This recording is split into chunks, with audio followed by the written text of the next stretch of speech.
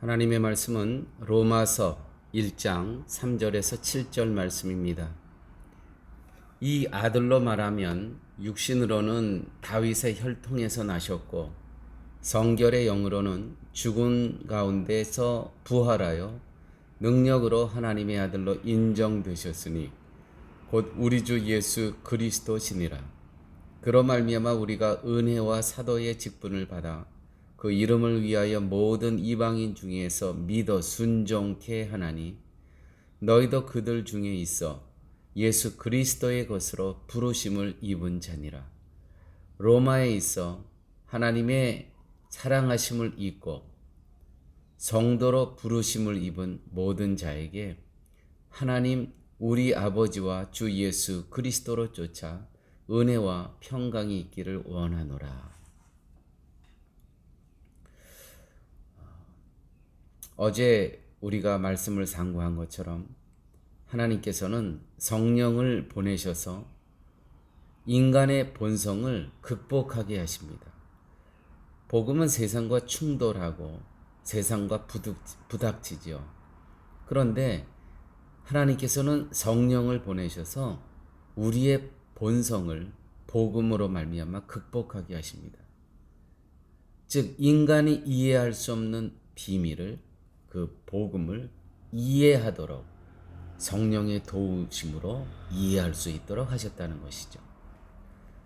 그래서 복음은 구별의 기능이 포함되어 있다고 말씀드렸습니다.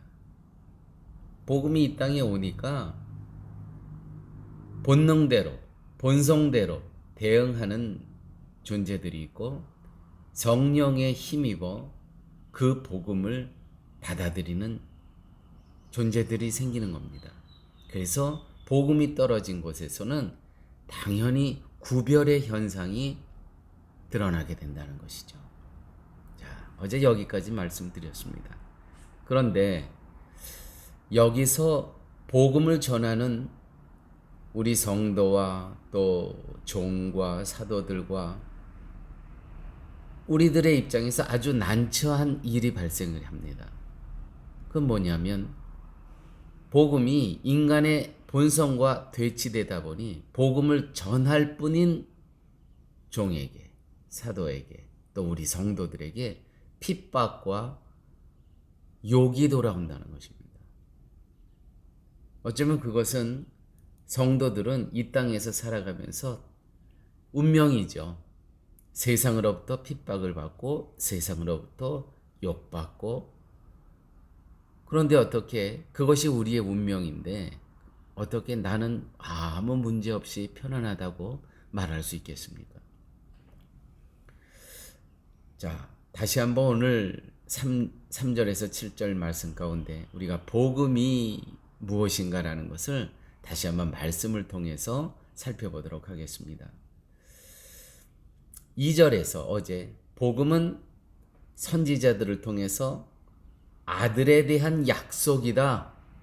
이 메시아가 이제 오실 것이다. 메시아를 통해서 계속 선지자들을 통해서 얘기를 했습니다.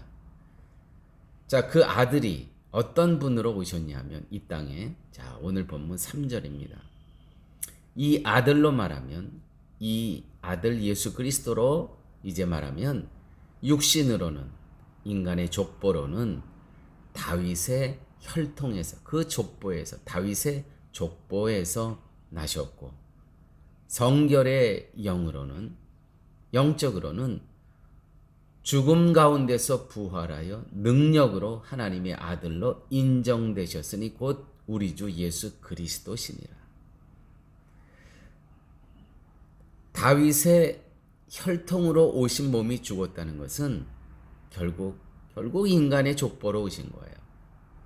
인간의 족보로 오셨기 때문에 인간은 죽는다라는 것을 선언하신 것입니다. 그래요. 다윗의 혈통으로, 다윗이 중요한 것이 아니라 다윗도 인간이기 때문에 인간의 족보로 오셨기 때문에 이 유대인들이 얘기했던, 선지자들이 얘기했던 이 메시아는 죽을 것이다. 인간의 족보로 오시기 때문에 죽음을 선언한 것입니다. 세상 육신의 삶의 결론은 여러분 결국은 죽음입니다. 그러나 그분은 예수 그리스도는 죽은 자 가운데서 부활하심으로써 능력 있는 하나님의 아들로 인정되셨다. 선언되셨다는 것입니다. 성결의 영이로는 죽음 가운데서 부활하여 능력으로 하나님의 아들로 인정되셨으니 곧 우리 주 예수 그리스도시니라. 육신의 죽음이 의미하는 것은 십자가 아래서 또 예수 그리스도와 함께 십자가에서 나의 죽음을 선언하고 이제 더 이상 육신의 매인자로 살아가지 않는다는 거죠. 이제 내가 산 것은 내 안에 그리스도께서 사신 것이라. 이제 내가 육체 가운데 더 이상 살지 않습니다. 왜냐하면 내 안에 그리스도가 살아계시기 때문에 나는 내가 사는 것이 아닙니다. 내 안에 그리스도께서 사신다는 것이죠. 갈라디아서 2장 20절 말씀입니다. 결국 복음이란 부활하셔서 오늘도 일하시는 주님과 같이 주님의 길에 자신을 맡기고 순종함으로 영원한 생명에 참여하는 것. 죽음 이후에 아니죠. 오늘부터. 왜요? 부활하셨다는 것은 무엇이냐면, 다시 살아나셨다는 것은 무엇이냐면 오늘도 이 땅에서 일하신다는 것을 의미하는 것입니다. 내가 너희들을 떠나는 것이 너희에게 유익이라 이제 보혜사 성령을 너희들에게 보낼 것입니다. 보혜사 성령이 누구십니까? 주 예수의 영입니다. 그분께서 우리에게 오셔갖고, 그러니까 주님은 가셨지만 보혜사 성령을 또 보내셔요. 그러니까 여전히 우리는 예수 그리스도와 함께 이 땅의 삶을 살아가고 있죠. 예수 그리스도께서 부활하셔서 오늘도 살아계셔서 일하시고 계십니다. 이것이 놀라운 복음입니다. 그래서 우리는 주님과 함께 주님의 길에 나 자신을 맡기고 순종함으로 영원한 생명에 참여할 것입니다가 아니고요. 참여하고 있다는 것이죠. 오늘부터. 왜요? 그분께서 오늘도 살아계셔서 일하시고 계시기 때문에 이것이 복음이라는 것입니다. 할렐루야. 자, 오늘 봄 또 5절 6절 말씀 봅니다. 5절 6절. 그로 말미암아 우리가 은혜와 사도의 직분을 받아 그 이름을 위하여 모든 이방인 중에서 믿어 순종케 하나니. 순종케 하나니. 여러분, 내 의지로, 내 노력으로, 내 열정으로, 열심으로 순종하는 것이 아니고요. 하나님께서 어디까지 일하셨냐면 순종케 하나니. 나의 순종까지도 그분께서 담당하고 계신다는 거예요. 내가 순종해야지? 아니에요. 내가 저분을 따라가야지? 아닙니다. 순종케 하나니. 순종까지도요, 하나님께서 일하시고 그분의 몫이라는 것이죠. 또 어떻게 표현하고 있습니까? 6절 말씀. 너희도 그들 중에 있어 예수 그리스도의 것으로 부르심을 입은 자니라. 부르심을 입은 자니라. 불렀다는 것은 부름에 대한 반응이 나에게, 우리에게서 나와야 함을 의미하는 말이고요. 부르심을 입었다는 것은 그 부르심에 순종하는 것까지 주님께서 하신 일임을 의미하는 것입니다. 그 부르심을 입은 것까지, 내가 하나님께서 나를 부르셨는데 거기에 오늘 내가 주님 여기 있습니다. 그 부르심의 응답까지도 내가 한 것이 아니에요. 주님께서 거기까지 하셨다는 것이죠. 부르셔서 응답한 것, 믿고 순종케 하신 모든 것을 성령 하나님의 도우심으로 우리는 하나님을 순종하게 됐고 또 그 부르심을 입게 되었다는 것입니다. 우리가 한 일은 전무 아무것도 없습니다. 그러므로 성도의 할 일은 주님이 하신 일에 대해서 감사하고 기뻐하고 찬송하는 것뿐입니다. 이게 성도가 이 땅에 살아가야 될 삶의 자세입니다. 그래서 복음을 아는 성도는 내가 커다란 은혜의 손길에 붙들려 있음을 알게 되는 것입니다. 이 놀라운 은혜, 성령 하나님의 도우심으로 하나님을 알게 되고 아들을 알게 되고 이것이 복음이며 이것이 영생입니다. 이것뿐만 끝나는 것이 아니라 이제는 그리스도 안에서 삼위 하나님과 함께 사귐의 삶을 갖게 된다는 것이죠. 할렐루야.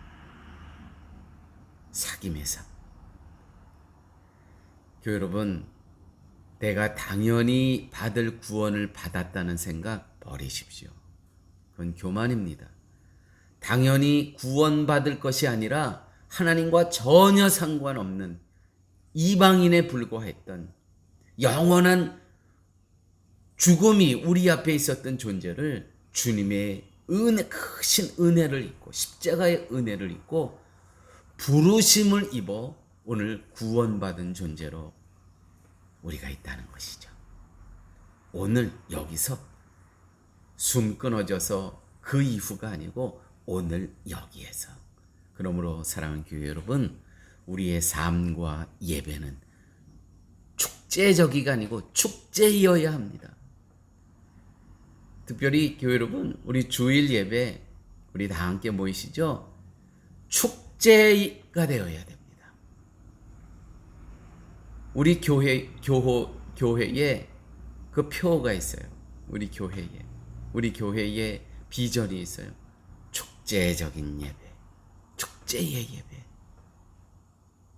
아무쪼록 우리의 삶과 예배가 이 복음 안에서 축제의 삶과 축제의 예배를 매일매일 삶 가운데 드리는 그러한 귀하고 복된 성도의 삶을 사시기를 예수님의 이름으로 축원드립니다.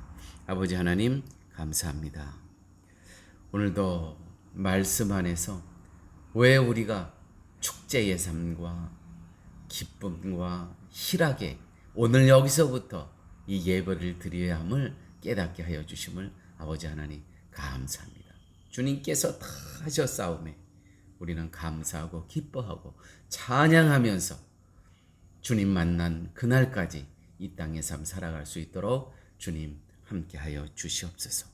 우리 사랑하는 성도님들 중에 혹시 염려하고 또 삶이 근심이 되고 또 초조하고 걱정되었던 성도님도 오늘 말씀 속에서 회복되어서 기쁘고 감사하고 축제의 삶을 살아갈 수 있도록 주께서 도와주옵소서. 예수님 이름으로 기도드렸습니다. 아멘.